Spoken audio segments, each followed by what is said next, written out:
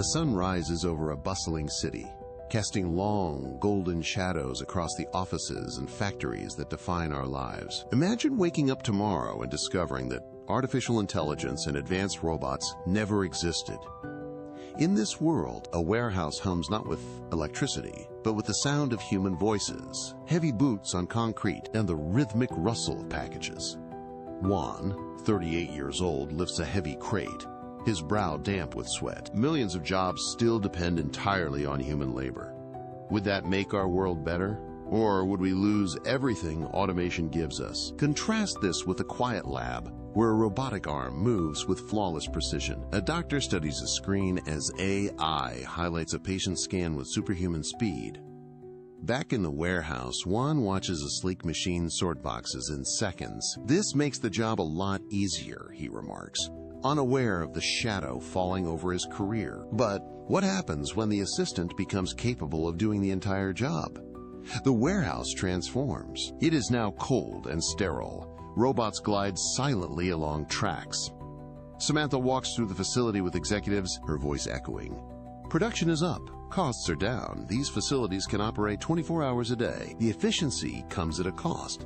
A manager approaches Juan. "I am sorry, Juan. Your position has been automated." Juan stands still, holding a small box of his belongings. "So, that is it?" he asks, but the machine has already moved on.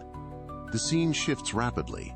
Empty driver seats in trucks, self-checkout lanes, and vacant office desks. Micah sits in a restaurant office, staring at a printout. Sales are falling. "We are cutting hours," her manager says. "How many?" she asks. "Almost half." That night, Juan and Micah sit at their kitchen table. Bills are spread out like a map of their troubles. "Mortgage first," Micah says. "Then food," Juan replies. "And everything else?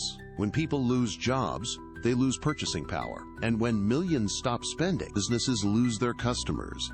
In the giant factory, shelves overflow with products, but the aisles are empty of buyers." Samantha stares at a dashboard of falling numbers. "Then why are sales collapsing?" she asks. The answer is simple.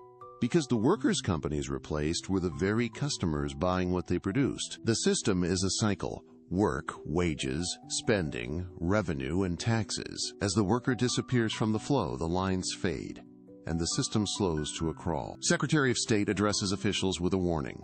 Government revenue is weakening, yet the need for assistance is rising. Juan waits in a long, silent line for employment.